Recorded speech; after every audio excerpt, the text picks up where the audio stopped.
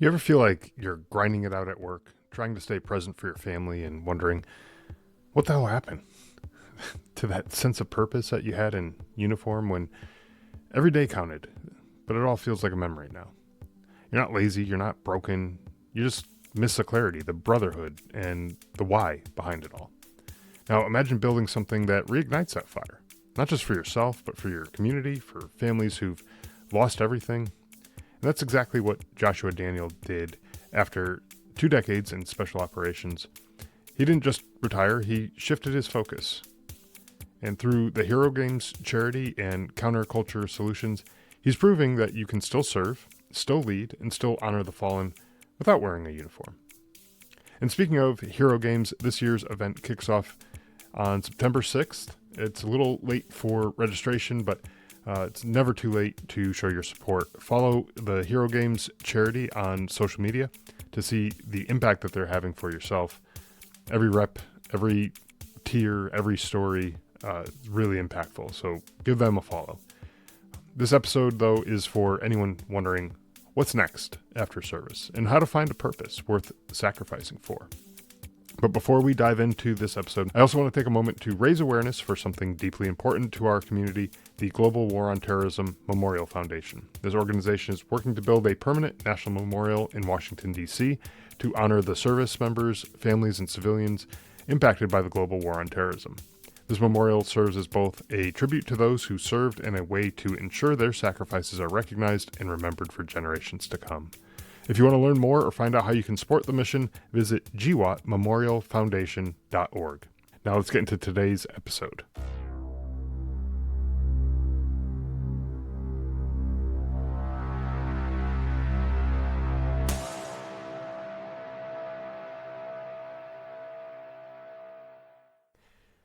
Joshua, welcome to the show. Really glad to have you here. Looking forward to this conversation.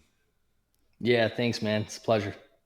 Yeah, absolutely. Before we dive into, kind of what we're going to talk about and, get really into the meat of the conversation here, you served in the Army.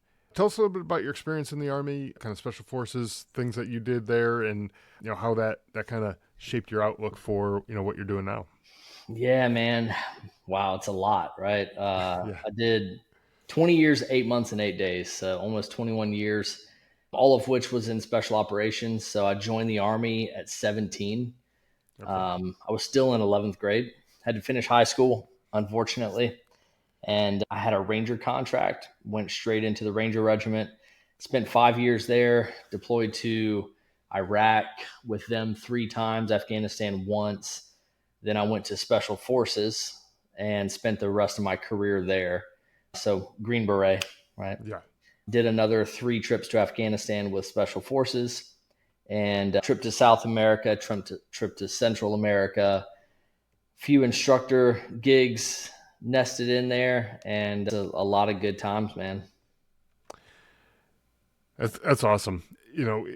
Someone who is so young going in with a contract for that and then sticking with it for 20 plus years is pretty awesome to hear.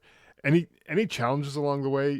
I know that type of work, being a infantryman myself, I know that's definitely a young man's game. And as you were getting older, I got to imagine that was probably one of those things where you're like, man, these young guys are going to be whooping my ass someday, right? No doubt, man. No doubt. And you don't see that coming, Yeah, but it comes. it does. Yeah, dude. Challenges from the moment that I showed interest in the Army until today, right? And now that I'm Right. out and I'm away from it all, still there's still challenges associated with it. I joined the Army and I was 134 pounds. you know, Yeah. Man, and I knew very little about the Ranger Regiment. This was 2003, and the internet was around, not nearly to the, I guess, depth and breadth that it is today. Sure. So there was some information. I remember getting on the U.S. Army's website and just looking every day, see if there's something new on there.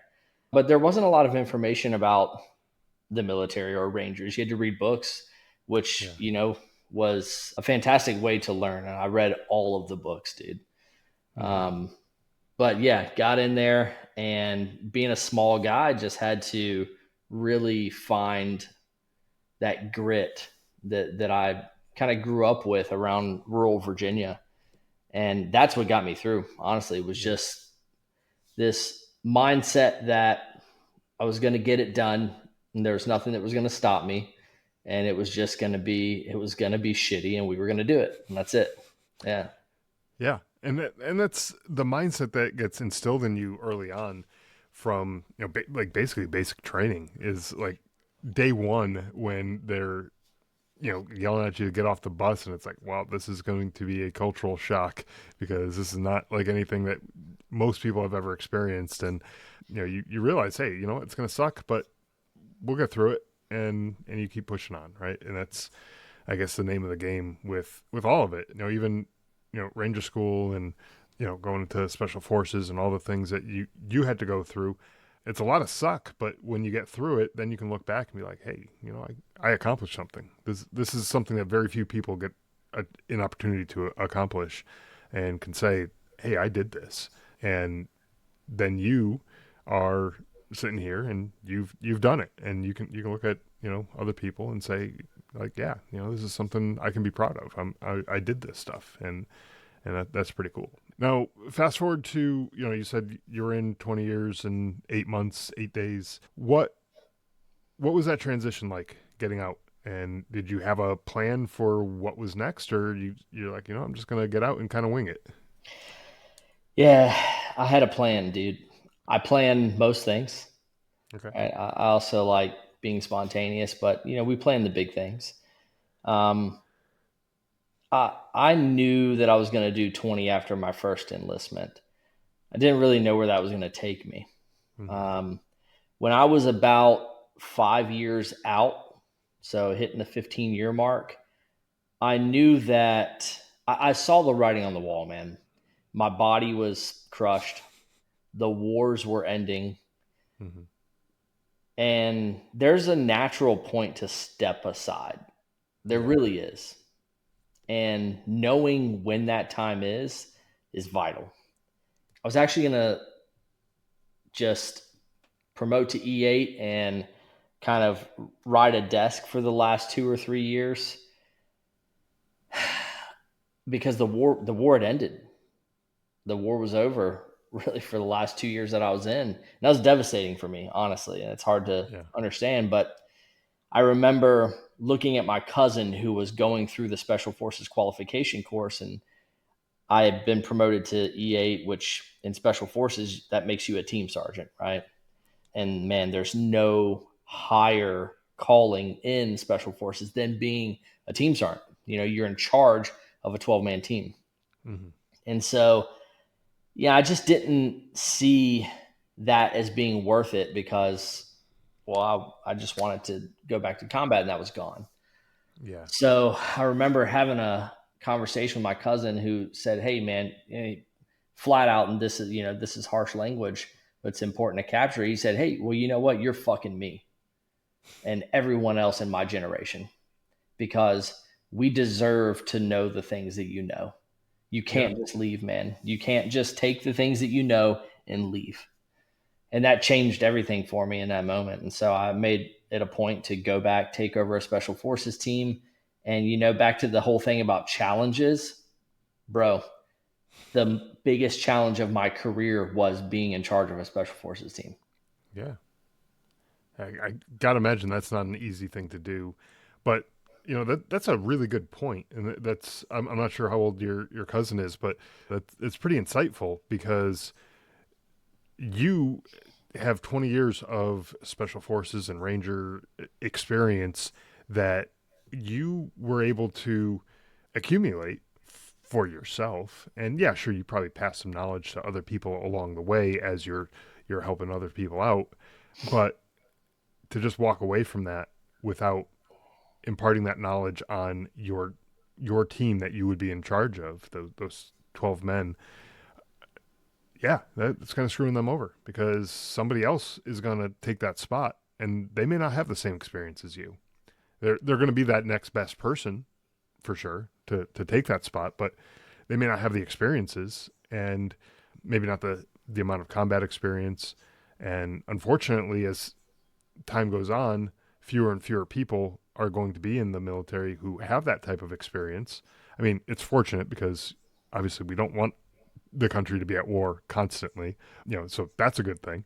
But unfortunate because then we start to lose people who do have that experience, and we get to maybe a pre 9/11 era, late 90s era where, very few people had actually seen real combat at that point. Yeah, sure, there's the Desert Storm era people, but Vietnam era people, they all were at that point, I would imagine, mostly out of the military, and there's there's not a whole lot of other people who did see actual, sustained combat for any length of time. And so, you lost a lot of that training if it didn't get passed on. And so, yeah, that's a really good point. So you had a plan getting out. What was that plan, and how did that shape up for you? Man, I follow my heart. I always do. I never resist that intuition, that instinct, that thing that like sets me on fire. I never resist it. I've been married for almost 20 years. I have 4 kids, and dude, I mean, I married my wife 10 months after I met her. Told her I was going to marry her about 2 months after I met her, and had to go to Ranger school and and delay that. I always follow my heart, man. So I just knew that I wanted to be in service in some capacity. I feel like that's my life's calling, is to just give everything I have Yeah. to this world. Um, and we had already started to do that through our nonprofit called Hero Games Charity. So once a year, we bring Special Operations Gold Star family here to Bedford, Virginia. We pay for everything for them. And then we culminate that with the Hero Games, a big fitness competition on Saturday in honor of that person. We build a Okay. relationship with the family. Man, we really honor our fallen. And, we do it once a year. We go all out. It costs about 30 grand to run the Hero Games. We actually just produced our first short film. If you're listening to this, go to herogamescharity.com, and the short film is right there, dude. I promise you either hate the troops or you're bought in, dude. Right from the drop. Seriously. I mean, and that is the truth.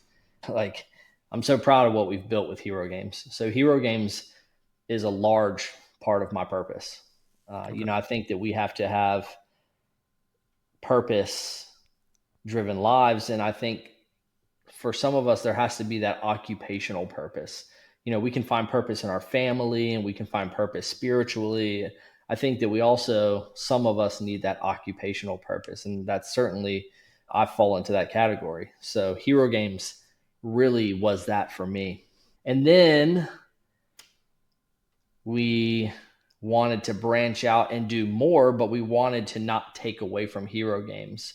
So we created Counterculture Solutions with the same team. And Counterculture Solutions is basically taking all the things that we know, teaching people.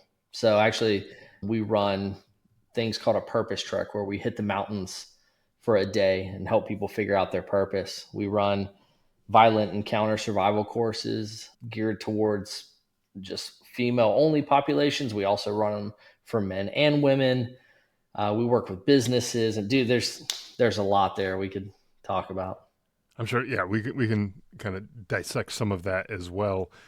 But I think something that you were talking about, having a, what was it, occupational purpose, is something I think that we miss when we talk about, finding your purpose. Right? There may be multiple purposes. Right? You talked about another thing, a family being my purpose. Like, why do I why do I even care what kind of job I have, or what, how much money I make, or any of that kind of stuff? Well, I need to provide for my family. I need at least a certain amount to be able to feed them and keep the lights on, and provide them with a quality of life, to be able to do the things that we want to do, and all that kind of stuff. So, okay, I need to, that's one purpose that I have. But then the occupation side of things too.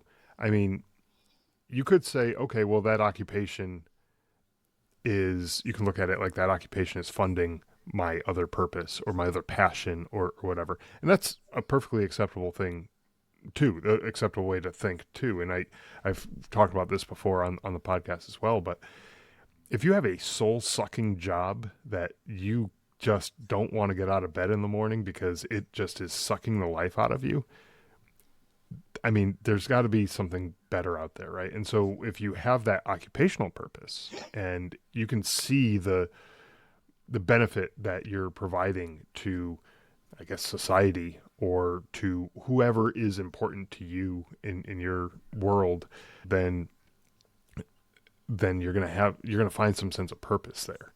You know, if you're just 9 to 5 punching a clock and pushing papers and doing that kind of thing, and you don't really see the purpose in it, it's gonna be hard to really get jazzed up about it. That's going to be a tough sell for a lot of people. And some people could do it, but God bless them. But in your case, it seems like the military community is still a big part of what you do, through the hero games, but also taking that training. And I think maybe a little bit of what your cousin was telling you about, hey, you have a lot of knowledge, but you got to pass that on to the rest of us. But that's kind of what you're doing with Counterculture Solutions is what you're doing, is imparting some of that knowledge as well. And it's inspiring, I think, to hear that, because some people get out of the military thinking that they don't have the skills to go work in a civilian environment, right? Well, here you are taking the skills that you learned over a 20 plus year career in the Army, and you're applying a lot of that to what you're doing now. Not only just the hero games, but also in Counterculture Solutions, and in providing that kind of training to make people in your community, in your state, your country, to be better off from that level of training, right? Yeah, there's a lot there, man. I think some maybe the first thing that I would say to all of that is wellness is holistic, right? Yeah. With counterculture, we say that we view everything through the 8 dimensions of wellness. So you can be physically and emotionally, environmentally fit. All of those things are great. But if you lack spirituality, then you're not truly fulfilled. Mm-hmm. So there's a lot of dead men walking, dude. They're going to work Monday through Friday, spending most of their lives in hell for no real reason other than they're just scared to take the leap. Yeah. They're scared to take the leap, and they summarize that as like this act of service and like another day, another dollar. It's all fake, dude. Yeah. Look, there's sacrifice in everything. I sacrificed a lot being in the Army, but I understood how important that sacrifice was. I don't know that I can go work at some corporate job where I don't believe in anything that I'm doing and go, hey, this is a worthwhile reason to be away from my family. No, Right. no, absolutely not. So why do people sit in that and then rationalize? Because people love to compromise. They don't want to take the leap. They don't want to do the hard work. That's just the truth, man. It really Right. is. I mean, if you're willing to waste half of your life sitting behind a desk doing something you hate, then okay, better than you than me. So yeah, I think it's all a big compromise that's unnecessary. Serve and sacrifice, but do it for something worthwhile. Mm-hmm. Yeah, and I think there may be kind of a shift in people's attitudes towards doing more service-based things, or things that matter to them more than just chasing a paycheck. At least I hope that that's the case. It's just, I know it's anecdotal evidence of a very small population, but I'm hearing more and more people with the attitude that you're having here, basically saying that like, yeah, that corporate job is not for me. That type of work is not what I want to do. I want to be able to take the time to spend time with my family and, do the things that I want to do, knowing that there's a trade off in everything. Yes, sure, you can work that safe, secure corporate job and make a ton of money, and but you're probably not going to have the time to spend with your family because you're going to have to spend 80 hours a week working that Yeah. job, right? Or you can have the trade off, and you can maybe spend more time with your family, and you may not have the security that a large corporate job might have, but okay, if you know what you're doing and you're putting the time and effort into making sure that the organization's run right, you're going to do okay. I don't think you're gonna hit any walls that are gonna just be absolute deal breakers with things like that. And you talk about like things like Hero Games, the charity, right? There's these competitions that you do. They're honoring the sacrifices of these families and the soldiers who were killed. Like all of these things are super important, and it's going to continue to get support, like for a long time. So I don't see that that's going to be something that just kind of goes away because interest dries up in it. So you obviously found something that is interesting to you, but also it's something that is important to many people, and it's a great thing that you're doing too. Now I know you mentioned a little bit about the games, the hero games. Tell us about like some of the competitions and kind of like what you guys do, and the fitness stuff and all that kind of stuff that goes into it. Yeah. Well, I think actually it's important to emphasize that the competition and the hero games, which is just once a year, Mm-hmm. that's that's just not even what it's about. That's more like a forum, an opportunity, a body for us to come together, right? Yeah. What it's about is reaching out to that new family every year, which the way that we work it is last year's family helps us choose next year's family, right? Got it. Yeah. So That's nice. it's a family business. From there, we reach out, we start building a relationship. 6 months out, we're building a relationship with this Gold Star family, learning everything about them. Then we bring them here. We pay for everything, food, lodging. If they're flying from the West Coast or flying from overseas, we're paying for it, right? Um, we're giving them the best that we have, the best Airbnb in town, the biggest, most beautiful SUV we can get our hands on. We're showing them everything. We're giving them everything we got, man, because they Yeah. gave everything, right? That's right. Um, we bring them in. We lay bricks at the National D-Day Memorial in honor of their person. The National D-Day Memorial is here in Bedford, Virginia, because man, this is a patriotic town. We lost more boys on D-Day than any other town, city in the United States per capita. Wow. Yeah, so they put the National D-Day Memorial here. So we lay a brick at the D-Day Memorial for each year's honoree. We hit the mountains. We go to dinner. We have a big team party the night before the Hero Games. We get to know them, right? They get to know the team. Last year we had 57 volunteers, right? It takes a lot to run this thing. And then there's the day, right? And the day it's a mixture of emotion, man. It's somber, but it's also uplifting. There's a lot of tears, man, and there's no winner. There's no winner at the Hero Games. Sure, your team might come in first, but no one cares. And I make sure everyone knows that, right? Like, we're not Mm-hmm. here to see how fast or strong or fit you are. It's not about that. We're here to put our head down and to suffer thinking about that person and what they Yeah. did for us. So the only thing that we kind of award is based on character and merit. So Okay. two individuals from each of the six teams, which I think this year we might have 7 or 8 teams. Two of those individuals get a tomahawk and a coin based on their merit throughout the event, not how fit they were or how fast they were, but a display of their character. Yeah, Excellent. man. Then we wrap it all up, and the next day we do a podcast with the family. The podcast that we have is called the Catalyst Collective. It kind of captures all three of our organizations: Sharp Drop CrossFit, which is our gym, Hero Games charity, and then our for-profit Counterculture Solutions. Okay.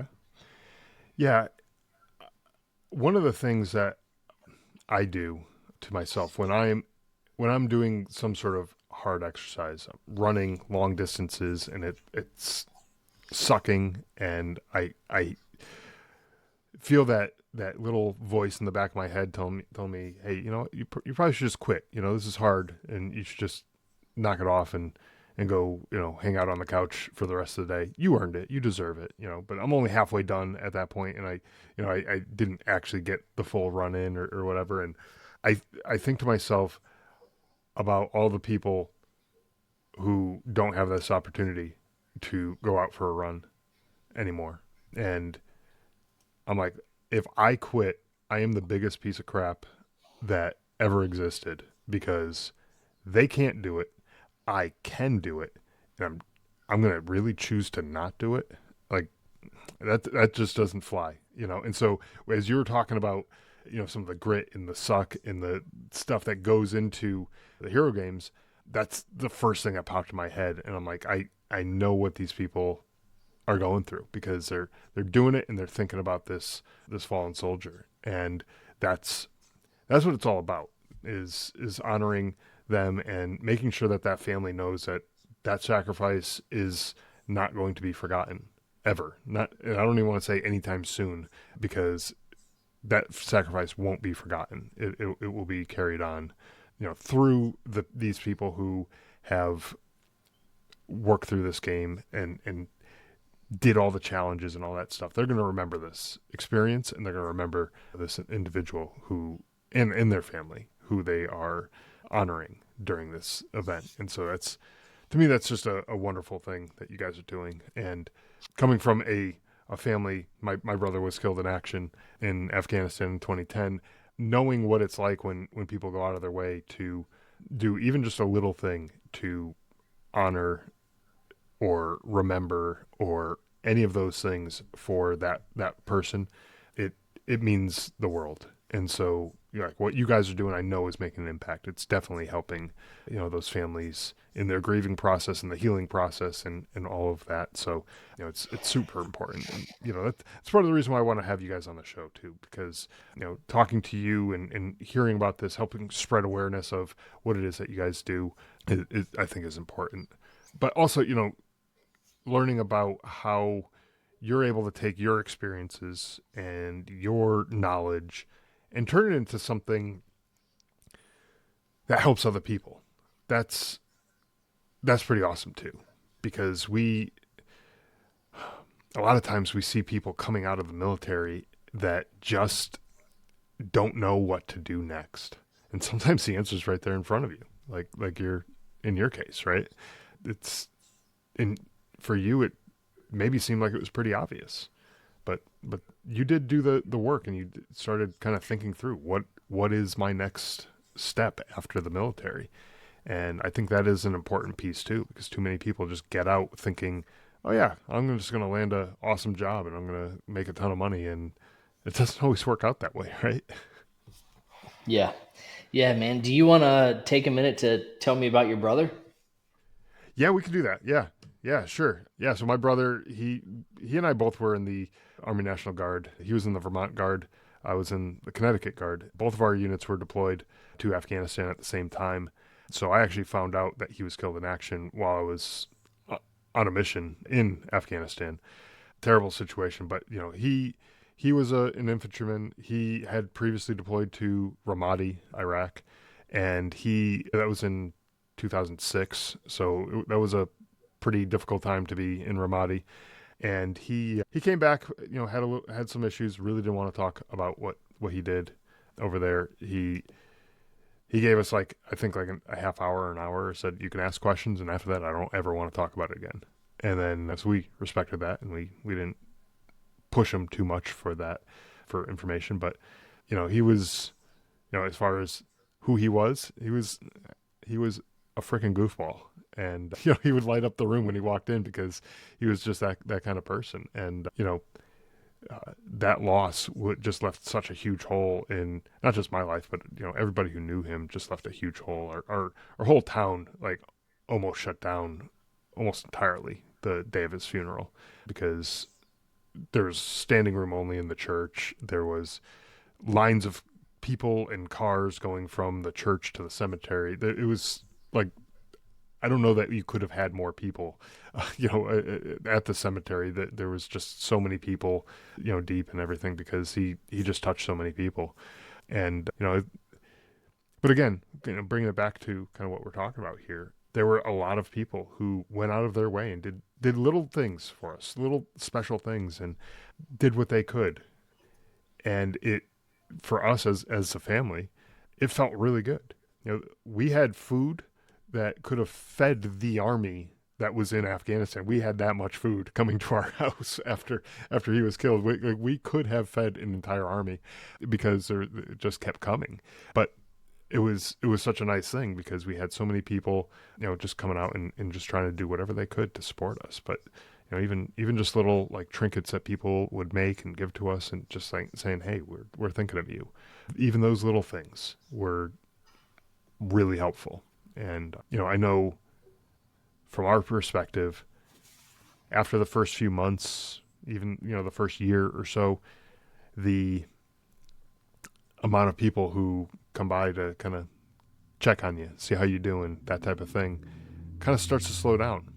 And if you have a few years go by, very few people are checking in on you after that. And uh, definitely not like the first few weeks after a death like that. And so when I hear about someone like you and your team, what you guys are doing, that just goes to show that family that you pick that year, that we did not forget you. Even though, yes, maybe it's been a few years, we didn't forget. Like, you're still in our hearts and our minds, and we are not going to forget this the sacrifice that not only your loved one made, but also you and your family made. And that's, like I said, that means the world to families like that. Yeah.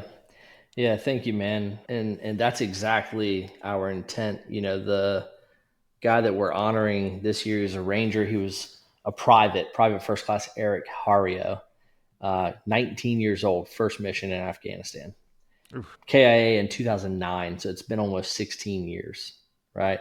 If you listen to one of the podcasts, or the podcast episode we did with Ma Penny, who was John Penny's mother, she says that she just kind of thought that people forgot Mm-hmm. until she got a call from us. And look, man, we're not saviors, nothing special about us, but that is what we do. We kind of swoop in 5, 10, 15 years down the road and say, "Hey, we remember you and we want to honor you." That's the Yeah. goal. Yeah. And by the way, I think you're not totally correct there. I think you kind of are saviors in a way, because you do the work of coming out and saying to people, "Hey, we do remember you, and we do remember the sacrifice." And that, especially that many years later, 15, 16 years later, we're around that time period with my brother as well. That much time later, you really do start to feel sometimes that maybe people have just forgotten. And that's the last thing I want to have happen. I don't want anyone to ever forget about who he was, or anything like that. And I'm sure those other families feel the same. And someone comes around, and all of a sudden it's like, hey, we're gonna honor and remember, and all the things for you and your loved one. And that, I don't know, that like I said, it means a lot. And Yeah. you may not even realize how much it means. And because thank God you're not in those shoes. And no one would ever wish that on anybody. Like, thank God you're not. But it's one of those things that you don't feel all that great when that stream of people coming in to help you and support you, and say, hey, we're here for you. When that stream starts drying up, it starts to feel a little lonely. And it's like, crap, now I got to figure this out on my own.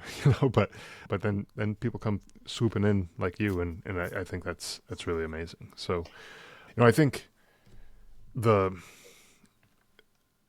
biggest challenge is not finding the families to support, right? It's probably got to be picking which family. And I know you said you use the prior year family to help you in guiding you and selecting that next family, but I got to imagine it's not an easy process to narrow it down and pick just the one family, right?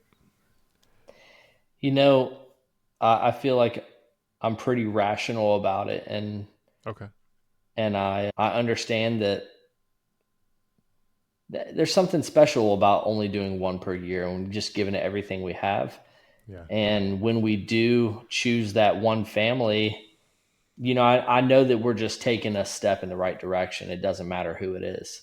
Hmm. Um, so it's actually really easy.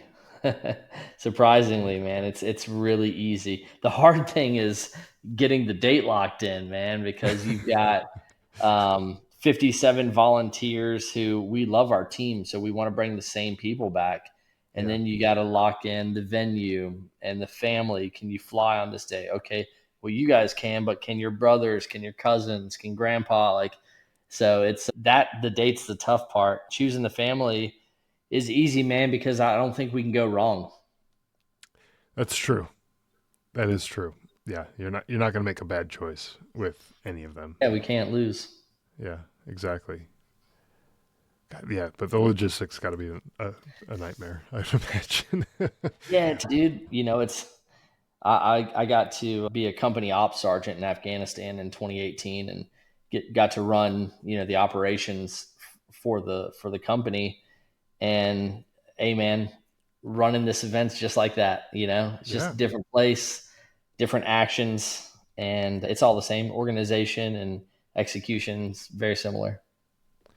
I mean, look at look at you. You're using those skills that you learned in the military and you're applying it to what you do now. It's totally different because you're not climbing the mountains of Afghanistan and you're not going out hunting the Taliban or any of those types of things, but those skills still apply. And that's another, I think, important takeaway here is that that military service, the stuff that you learned, you can use that in the civilian world. You don't need a uniform to be able to put together a plan and execute that plan and do all the things that are required, all the logistics and all the personnel and all the things that need to be in place. You don't need a uniform to be able to do those types of things. You could still do it even though you're out of the military. So, for listeners who are maybe having a little trouble with that transition, trying to figure out what the hell am I going to do with my life after getting out of the military, you got a lot of skills. I'm sure, there's a lot. You don't have to be special forces and, Ranger and all that kind of stuff to realize that you still have some skills that you learn in the military and you can apply those. And that's, I think, a, important lesson to take away too. Yeah, if I can expand on that for a minute, Yeah. I think it starts with when you're doing something, giving it everything you got, man. And so for 21 years, bro, I was a student of the craft. Yeah. There was never a time where, I spent my off time with hobbies. I didn't have hobbies, man. Like I went to work and I was a professional. I came home and I spent time with my family. Yeah. And in those little gaps, dude, I was reading, I was educating myself. What are the newest techniques and tactics that are being used on the battlefield? What's the next battlefield, right? I mean, when I took over my team, as a team sergeant, I was preparing them for a big conflict, a conflict that we weren't ready for, frankly, right? So we're Hmm. always looking forward. We're not just kind of resting on our laurels and saying, oh, well, hey, just kind of chipping the days away. No, it Yeah. was never that, man. I was a student the whole time and constantly pursuing excellence. And Hmm. so, if you find yourself at a deficit now, you might actually be in a deficit because maybe you didn't give it everything you had. Yeah. Because if you did, man, I promise the military, even at a very foundational level, if you're an E4 and you get out after 4 years, you still learned how to communicate like a professional. How far does that go, man? Communication, how many adults cannot communicate efficiently, right? I mean, Right. that's if you go to a job anywhere and you can communicate well, written and verbally, you're already a step ahead, man. And So and you at a show up minimum, on time? I mean, come on. you have some level of discipline, you have some level of organization. Yeah, dude. Listen, you can't spend any amount of time in the military and not walk away with something to give back to the civilian world unless you were just completely wasting your time. And Yeah. so, maybe dig a little deep, like you said, and go, hey, what are my strengths here? How can I use these in the civilian world? They're there, man. You're just missing it. Yeah, that's right. And maybe you can't necessarily articulate exactly how to translate it one to one from what you did in the military to maybe leading a squad or a team or whatever it was that you were doing. Maybe you can't articulate it. Maybe you can't think of that on your own. But like there are ways that you can do that. There's folks out there that can help you translate military to civilian, right? And so like don't just write yourself off because you're having trouble figuring that out on your own. Like there are people who can help you out with that. So definitely, I know that's kind of a slight detour from the topic of conversation, but I think it's an important thing too because it's kind of inspiring to see somebody like yourself who made a plan, stuck with the plan. I'm sure there were some things along the way that just like any mission plan, like the second you walk out the wire, it's going to go a little sideways. You're not going to follow exactly the same mission plan that you had intended. But by having that plan in place, you knew what the end goal was. You knew what the mission objective was. So, yeah, sure, maybe you took a little different path along the way and things might have changed along the way, but you still knew that's the target. That's where I'm trying to get to.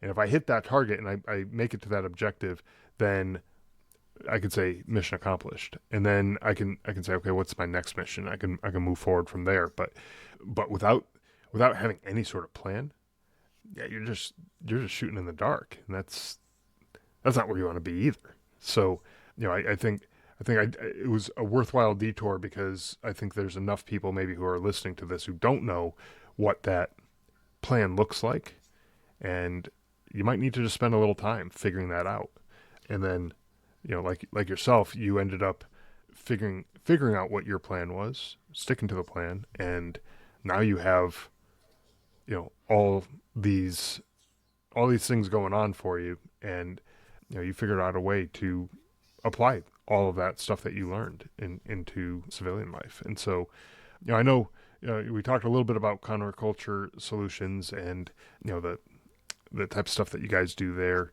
the purpose trek. We talked about obviously the hero games. We talked about all those things. Is there anything else that we missed along the way that you wanted to add in terms of some of the stuff that you have going on, or type of stuff that some of the listeners might be interested in? Yeah, man, that's a perfect segue into something I wanted to address based on the last thing you said is we do one-on-one mentoring because I started that because there were so many times in my life where, a parent or a sibling or a friend wasn't enough. You needed Mm-hmm. a mentor.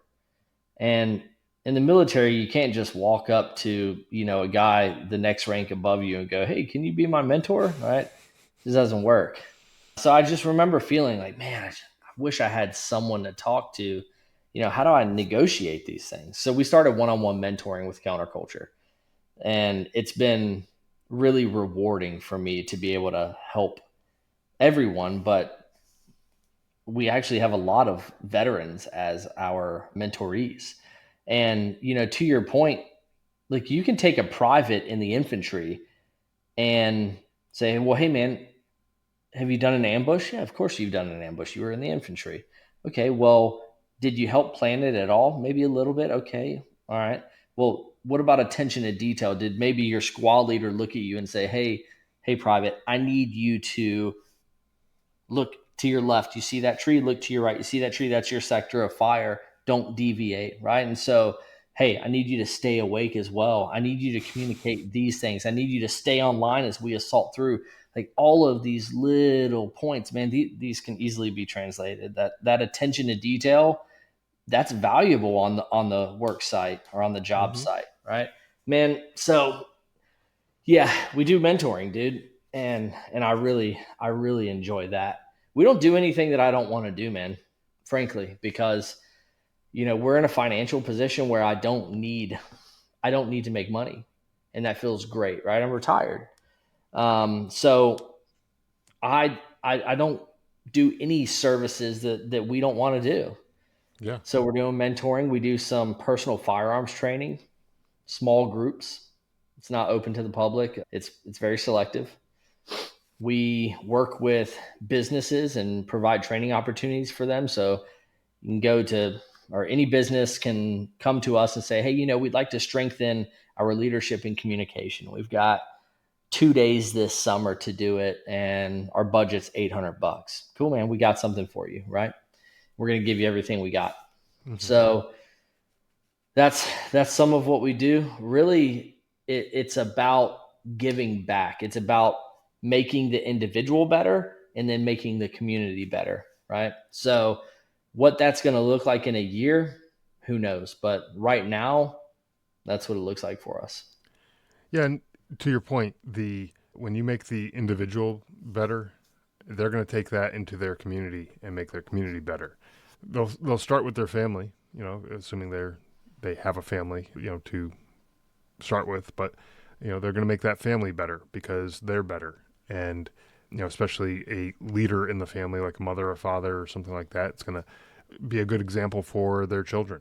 And then that will carry on through the kids, and then those kids will be better people, and that will resonate out, to their friends and their teammates and other things that they are involved in.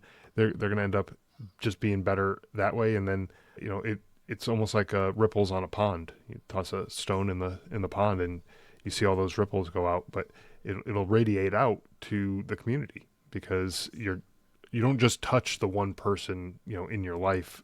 You touch many people in your lives through your community, through schools and your job and other places that you interact with people. And the better you are, then that will help other people be better as well. And it just kind of radiates that way. And if we all had that attitude, like think just how much better of a world this would be, right? If we all had the attitude of just let's try to get better and help each other to get better and all that. Like that would just be such a great place to live in. But unfortunately, that's not the place we live in. So we got to do the work one person at a time, and we'll get there. Things will get better. But that's awesome. The one-on-one mentoring, all the other stuff that we talked about today. I think that's really awesome stuff for the folks who are interested in either Counterculture Solutions, the Hero Games charity, Purpose Trek, the one-on-one mentoring. Is there anywhere that you'd like them to go just to direct them to find out more information about it and get in touch with you guys? Yeah, it's super easy, man. We're easy to find. Hero Games Charity is found at herogamescharity.com and at Hero Games Charity on Instagram and Facebook. Counterculturesolutions.com. Same thing, at Counterculture Solutions for Instagram and Facebook.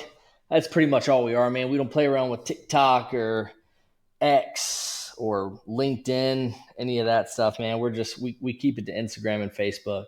Sure. Yeah, we're here in Bedford, Virginia. We're co-located with Sharp Top CrossFit.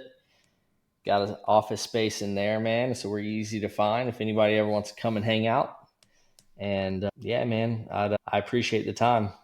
Yeah, absolutely. And I appreciate the work that you're doing. And like I said, honoring those families is, God, that's super important work. And so thank you so much for all that you guys do.